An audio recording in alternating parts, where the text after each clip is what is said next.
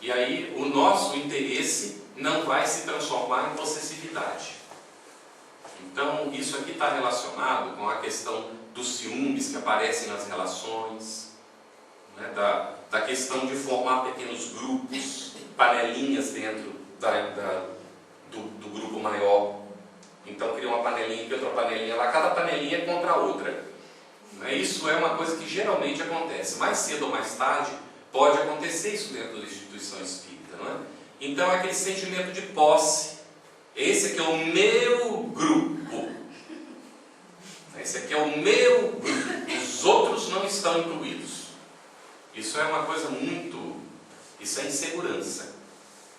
Então o espírita não tem necessidade disso, porque o espiritismo nos dá base para nós sermos seguros daquilo que nós queremos, daquilo que nós somos, daquilo que nós pretendemos. Porque é uma doutrina, é uma filosofia que explica com clareza, não é? Aquilo que a gente precisa saber, de onde nós viemos, por que nós estamos aqui, não é? Qual é a nossa função na vida, para onde é que nós vamos depois que termina essa etapa, não é? Qual é o nosso destino.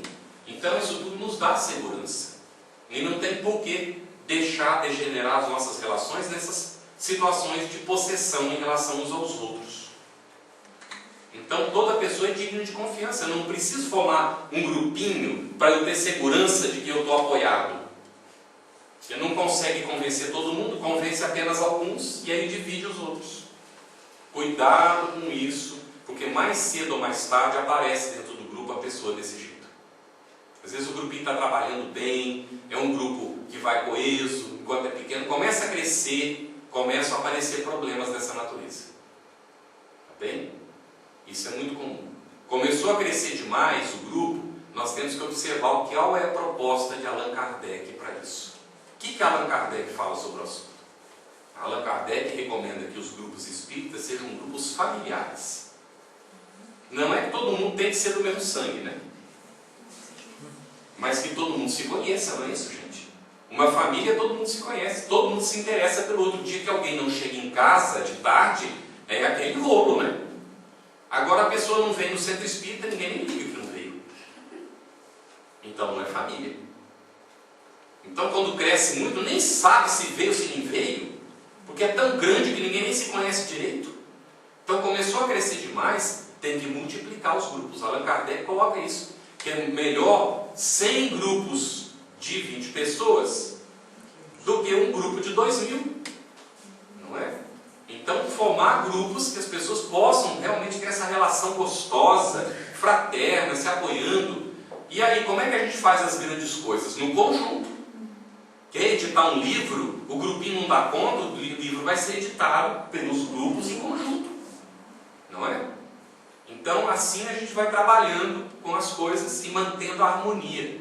Então começou a crescer, tem que preparar. A gente está falando aqui hoje de uma coisa que é muito importante na casa espírita, a preparação dos trabalhadores.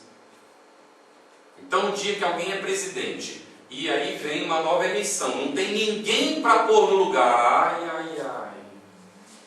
alguma coisa está errada. Não é que precisa substituir. Está indo bem, o grupo concorda que a pessoa deve ficar mais um período, magnífico. Há dirigentes que ficam 15 anos, 20 anos dirigindo, e o trabalho é magnífico, todo mundo vai bem junto, não é? Não tem problema. Agora, surgiu a necessidade de uma mudança, tem que ter gente preparada, não tem porquê. Então o dirigente está falhando. Ele tem que dar oportunidade de exercício daquilo que ele faz, que outros façam também. Por isso a gente fala em colegiado hoje em dia, não é? E a ideia de colegiado, ela surgiu desde a época de Jesus, quando ele chamou os apóstolos. É chamado até de colégio apostólico. Na verdade não tinha nada de colégio apostólico, isso aí foi uma invenção nossa, né? Ao longo do tempo. Eles eram trabalhadores do bem, isso sim, mas era um colegiado. Tinha dificuldades, problemas, lógico que sim, está lá descrito, está registrado no Evangelho. Quantos problemas eles tiveram? Mas era um colegiado. Então essa ideia de colegiado não é nova não, Jesus implantou ela aqui, junto de nós. É por isso que algumas pessoas vão dar curso aí para as empresas e estão colocando Jesus como o líder, né, mais indicado, o melhor tipo de líder. E na verdade mas não é um líder empresário. Isso Ele não criou nenhuma empresa, nem administrou empresa nenhuma. A grande administração que ele faz é do nosso planeta, que ele é o governador do nosso planeta. Então, nós vamos vendo a necessidade desse sistema de colegiado, em que todo mundo troca ideias, não é? Aqueles que estão responsáveis. Aí a gente falou todo mundo agora, cuidado.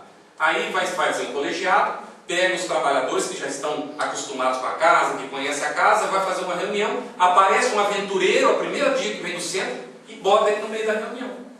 Vai dar problema, com quase certeza, a não ser que essa pessoa seja muito discreta, muito disciplinada, porque senão ela vai meter o bedelho, e aquela história do sapo, que é de fora da lagoa, ele pode até cantar, mas ele canta desafinado.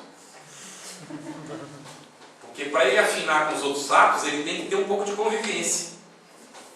Tudo bem, gente? Então conviver um tempo, conhecer, se dar a conhecer, não é? E aí vai entrando para os trabalhos, isso é um processo.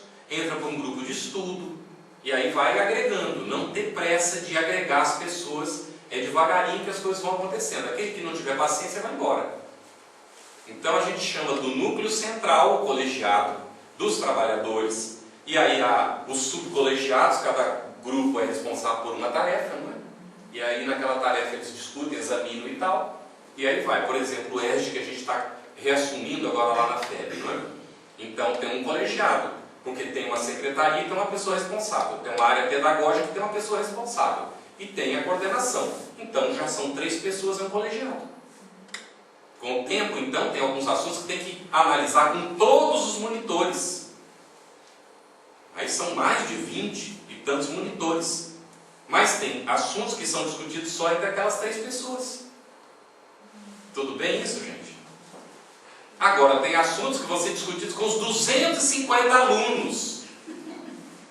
Não é? Mas isso aí vai ser apresentado para eles como proposta de trabalho, não é? Como é que o ESG anda. Aí é proposto para eles uma atividade como vai ter agora, um cine debate, no dia 30 de outubro. E vai ser a respeito do livro e do filme Nosso Lar. Não é? Quem não viu ainda, tiver a chance de ver, naturalmente, já tem uma cópia pirata por aí, infelizmente. Mas não tem qualidade, viu, gente? Já adianto para vocês. O filme é uma coisa impressionante para você ver, porque a música joga um papel incrível dentro do filme. O filme é realmente incrível, impressionante. Foram muito bem inspirados. Ele não está igualzinho o livro, nem podia ser, porque não tem condição de fazer igual o livro. Mas ele foi bastante fiel à proposta espírita. Está muito interessante mesmo, vale a pena ver. Quem vai para o congresso vai ter a chance de ver, né? Lá em Valência. Então,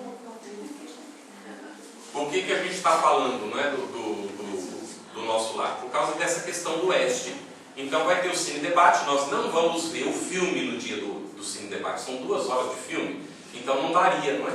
Então nós vamos usar essas horas para o debate. Todo mundo vai ter visto o filme, lá no cinema, vai ter lido ou relido o livro, para fazer o debate, não é? Tudo bem? Então, aqueles diferentes níveis de relacionamento dentro da casa. Quando a gente não sabe disso, então cria confusão. Quem é que vai eleger a diretoria da casa? Quem vai eleger? Faz uma assembleia e chama todo mundo. Vai dar problema. Se não dá na primeira vez, dá na segunda. E se não der na segunda, na terceira é quase fatal.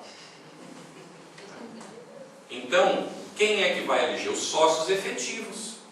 Quem são os sócios efetivos? Aqueles que já estão trabalhando há mais tempo dentro da casa, que são trabalhadores da casa. Esses são os que elegem a diretoria, porque eles sabem o que eles estão fazendo. Mas eu quero ser sócio efetivo. Quando é que chegou na casa? Ontem. Ótimo, então você vai trabalhar aqui 1 ano ou 2 anos, depende do estatuto, e vai ser sócio efetivo, se estiver trabalhando firme, né? Porque se estiver fazendo confusão, não vai mesmo. Por isso é que há confusão, porque não seleciona quem vai fazer as coisas. É preciso selecionar, gente. Não é? Então lá, mas o país não exige isso quando faz o estatuto, faz um regimento interno. Faz um acordo de grupo. Né? Coloca lá que quem faz as coisas é quem está trabalhando na casa, quem não está trabalhando.